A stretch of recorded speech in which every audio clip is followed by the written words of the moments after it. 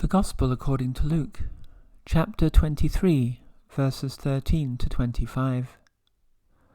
And Pilate, when he had called together the chief priests and the rulers and the people, said unto them, Ye have brought this man unto me as one that perverteth the people.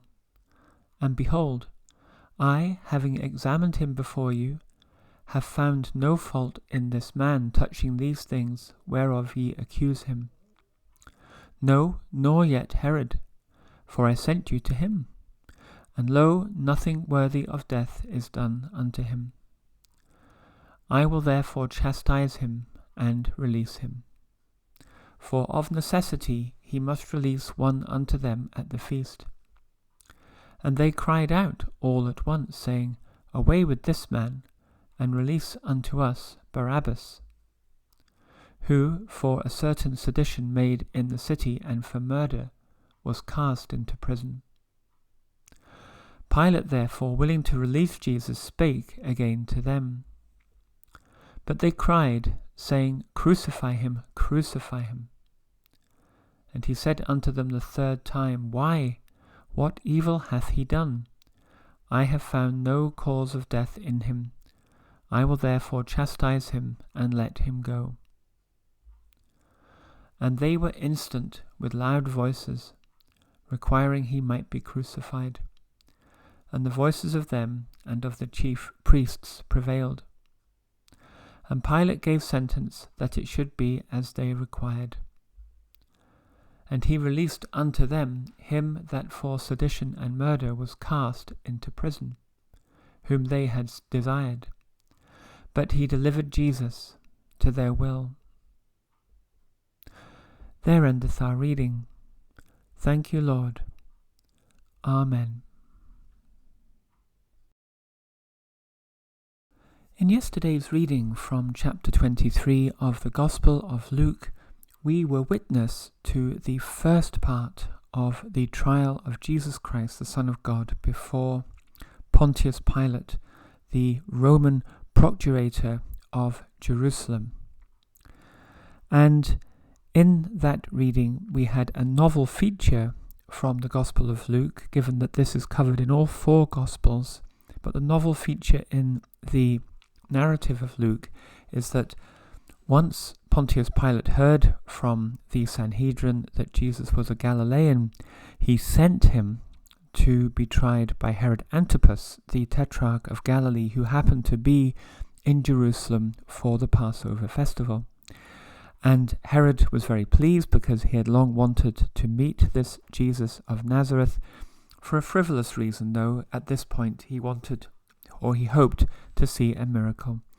And although he questioned Jesus at length, along with his so-called men of war, his military officers, and the chief priests and elders were there casting accusations against Jesus, we learn that Jesus uttered not one word in the presence of Herod Antipas, till finally, as we learned, they set him at naught and mocked him, arrayed him in a gorgeous robe, and sent him back to Pontius Pilate. And that's where we begin today's narrative in chapter 13. And this now is the second half of the examination and trial, essentially, of Jesus before Pontius Pilate, in the presence, of course, of the Sanhedrin members and chief priests who brought Jesus to Pilate very early on this morning of the Friday. Now, the narrative here in Luke is relatively similar to that of Mark, except for mentions of Herod. It does read in quite a calm way, I would say. By calm, I mean it doesn't have the human touches that two of the accounts have, namely Matthew and John.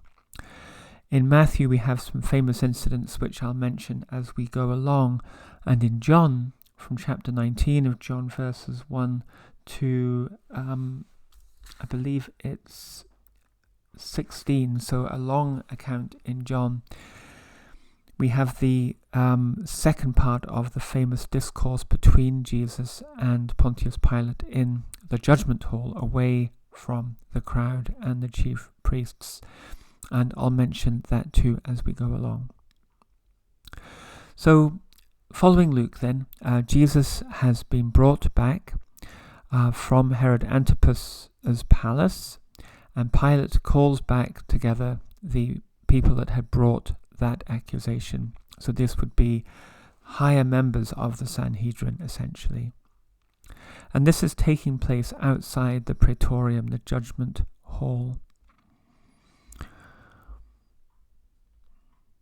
And here in Luke we have this quite lengthy verse 14, which is very explicit. It's almost like a legalistic sentence or judgment, rather, that Pilate announces, saying that the charge that you brought was that this man was perverting the people. I've examined him and find no fault in this man.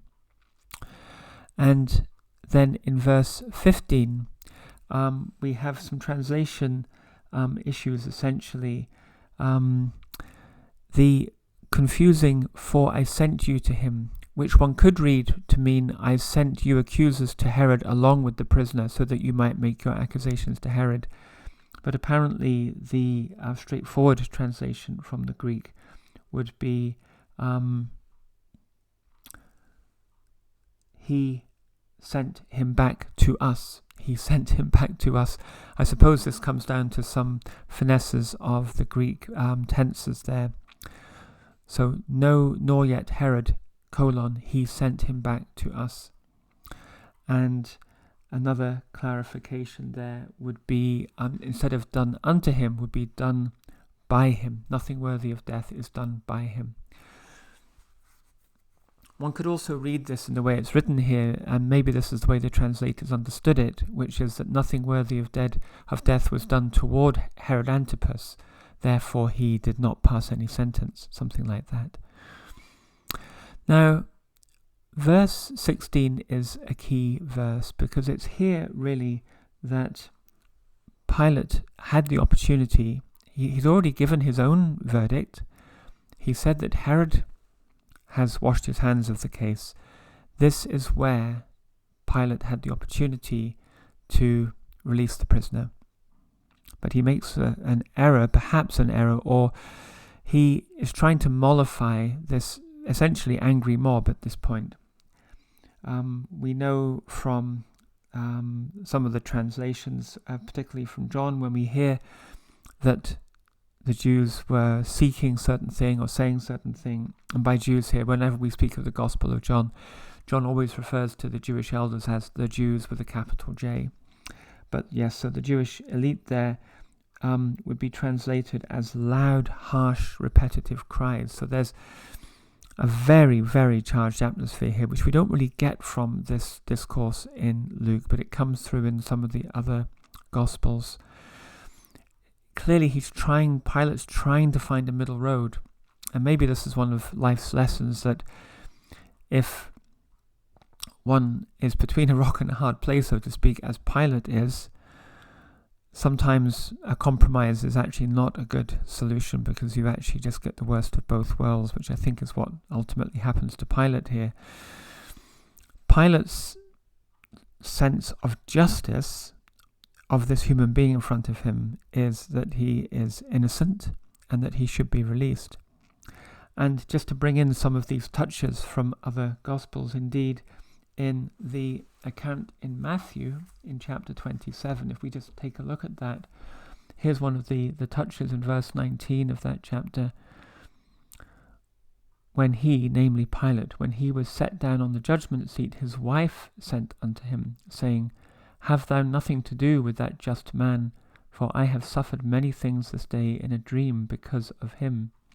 So Pilate, we learn from Matthew, is getting a sense from a letter from his wife that this person before him has some spiritual origin. He will have already got that too from the demeanor of Christ, the fact that Christ does not lower himself by trying to defend himself against the false charges from the Sanhedrin. So Pilate would have been very taken with this prisoner just from Jesus' divine charisma. On the other hand, the people that he essentially governs Jerusalem and Judea with in some kind of union, the Sanhedrin he's probably never seen them as angry or as frenzied. And to dismiss them could lead to a constitutional crisis. And if a letter is sent to Caesar back in Rome that Pontius Pilate has again profoundly insulted the Jewish people, that might be the end of Pontius Pilate. We learn that his patron or his mentor, Sejanus, had lost ground at this point, so that he had no protection, essentially. So he was politically very exposed to the whim of Caesar. So yes, absolutely a rock and a hard place, and this is where the mettle of a person is tested. And so I think in him saying, I will therefore chastise him and release him, he's seeking a middle ground. It's because chastise, we don't know exactly what form of chastisement from Luke, but from the other Gospels, this would have meant a Roman scourging, which was not a small punishment. This was potentially lethal flogging with vicious weapons that either left a person, possibly dead, possibly out of their mind from the agony, prolonged agony, but at the very least maimed for life. That was the kind of chastisement being offered here. Pilate presumably thought that such a dreadful punishment would satisfy that bloodlust. But he's wrong. He doesn't realize the hatred here, the utter determination to destroy Jesus. Now, verse 17, all commentators mention, is not in the early manuscripts we have of Luke, and so this would have been added in a bit later on as an aid, as a help to the reader, just explaining that custom of that time in Jerusalem, that on the Passover festival one prisoner was released by the governor, the procurator. And in the other Gospels we learn that Pilate offered to release Jesus in terms of that custom, and the crowd has been moved by the priests. So I think the Sanhedrin members have been joined at this point by quite a large crowd, probably of Jerusalemites, maybe pilgrims too, although I'm not sure. It may be that pilgrims who were very ecstatic at the entry into Jerusalem of Christ have become disillusioned, given the teachings of Christ about humility and the fact that he clearly is not seeking to make himself a king in Jerusalem.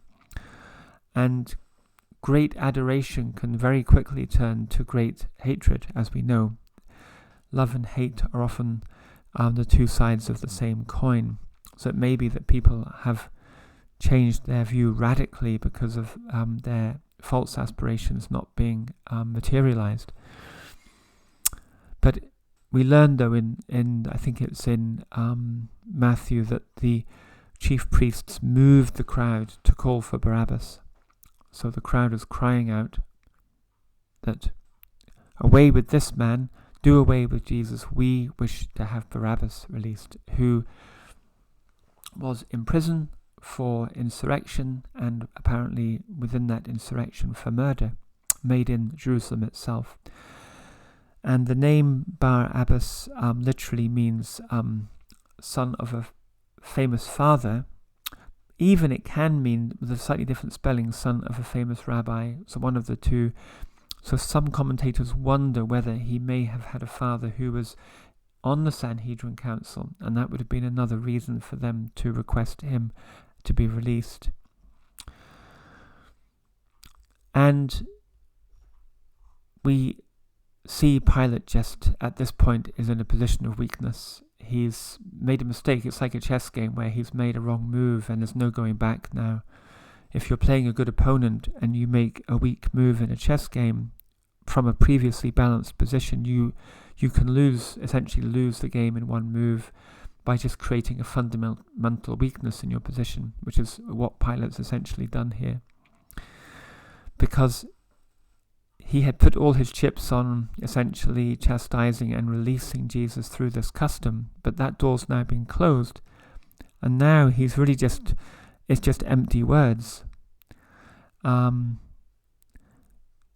different occasions here. He speaks to them, they cry back, crucify him. He speaks to them a third time. What evil hath he done? He's even questioning them. I have found no cause of death in him. I will chastise him and let him go. These are empty words at this point. And the clamour for crucifixion just grows louder and louder. And we learn in Luke, it's a bit of an unexceptional ending to this very tense scene. The voices of them and of the chief priests prevailed.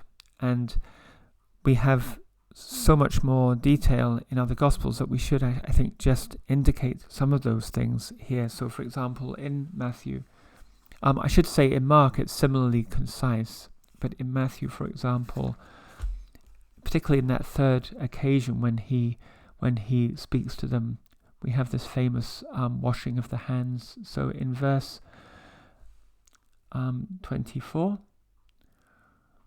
when Pilate saw that he could prevail nothing, but that rather a tumult was made, he took water and washed his hands before the multitude, saying, I am innocent of the blood of this just person. See ye to it. Then answered all the people and said, His blood be on us and on our children. And that's how the scene ends, with the crowd there essentially taking responsibility for the crucifixion. And it's worth bearing in mind that Matthew was writing for Jewish Christians. He was writing essentially for a Jewish audience. And he doesn't spare the Jewish people any suffering here in reading this really quite terrible ending of this scene. And I do wonder the fact that Luke's narrative is dry and doesn't have these human touches. It may be that if he took a historian's approach and sought essentially either eyewitness accounts or very verifiable written accounts, it may be that there were only these more factual accounts, and by factual I just mean sort of plain spoken accounts without some of the eyewitness detail that Matthew and John bring into their descriptions. But in any case, we do get much more a sense of the almost anarchy that was breaking out over in the last stages of this. John is by far the longest description, and here, actually, let me speak of the John description right at the end, because there's quite a couple of weighty things that we can discuss there. So Pilate gave sentence that it should be as they required. He buckles under the pressure, and so he will feel dreadful as a human being, because he probably knows in his heart that he has sentenced an innocent man to death. And it's very easy for us historically to say, oh, well, Pontius Pilate was a brute, and a harsh Roman military commander, he wouldn't have lost sleep over this. But I don't think it's as straightforward as that. I think on the battlefield or at a distance, people in those military positions can be rather cold-blooded, but I think when you're dealing with a human being right before you, of flesh and blood, it's a very rare person that does not have an emotional connection to that person, whether it be hatred or respect or some emotion. And it's clear from all these descriptions in all four Gospels that Pilate had a strong emotional reaction to the presence of Jesus and sought his release. Every fibre of his body told him that this was a just man, an innocent man, but he buckled under the political pressure and was, evermore really known for this one decision, even though he was procurator for 10 years. So he releases Barabbas to the mob at this point, one can call perhaps, or the very, very angry crowd, who Luke reminds us was in prison for sedition and murder, which essentially, the sedition is essentially the charge that's being brought against Jesus, perverting the people, and delivers Jesus, who is innocent of such charges to be crucified. Now, the Cambridge commentator points out that this is indeed a matter-of-fact description in Luke, and things that are missing here would be, for example, the handing over of Jesus to the soldiers before Jesus is actually sent to Golgotha to be crucified. So there's the scourging and the mockery by the soldiers, the crown of thorns and the gorgeous robe that they adorn him in. We have not covered by any of the synoptic gospels is the discourse between Pilate and Jesus within the judgment hall, and that's covered in John, and I'm going to just come to that in a second. And as I just read there in Matthew, the hand washing of Pontius Pilate and that response of the crowd that this blood be on us and our children, all missing from this account. I think, though, the most profound account of this scene is to be found in the Gospel of John in chapter 19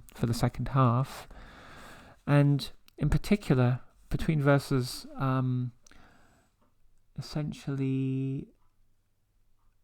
between verses, say, 3 and 11, there is the lead up to a discourse or a conversation between Pontius Pilate and Jesus. And the key aspect here that I'd like to just share is that when Pilate is going back and forth with the Jewish elite, Pilate's more robust in the John account. So let me read maybe just from verse 6 through to verse 11.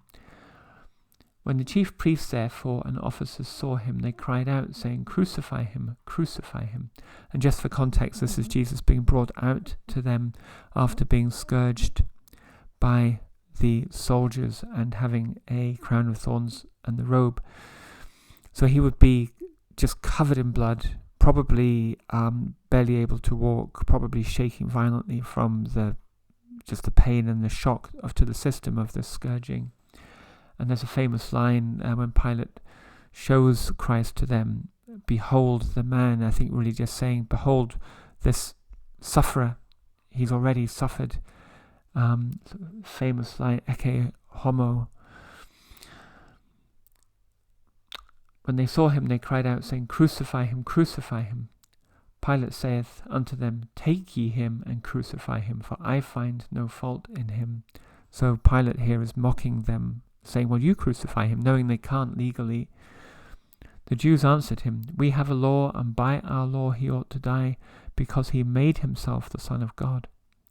When Pilate therefore heard that saying, he was the more afraid.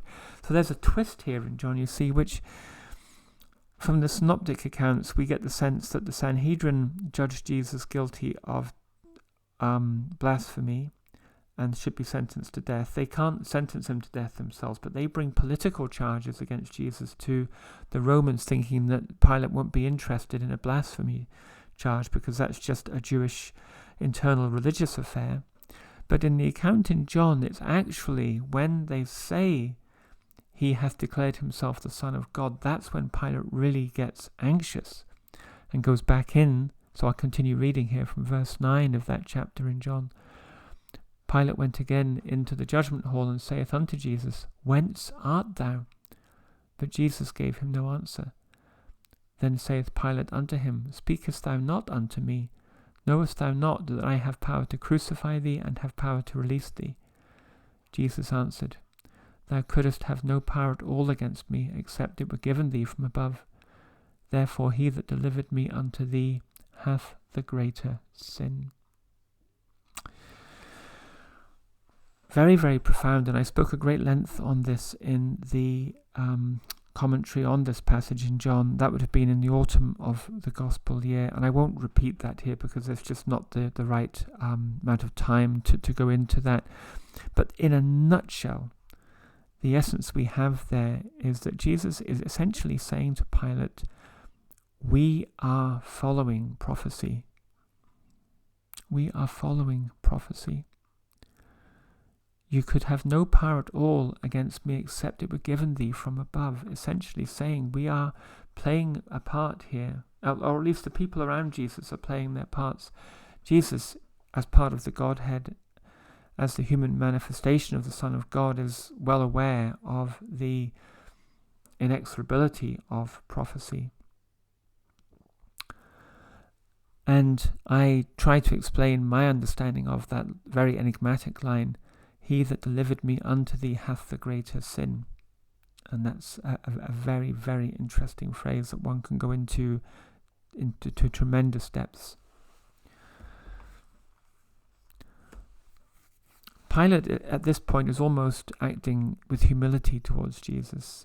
He's sensing completely the divine nature of Jesus, and so following that exchange in the Gospel of John, Pilate goes forth again and says, I find no guilt in this man.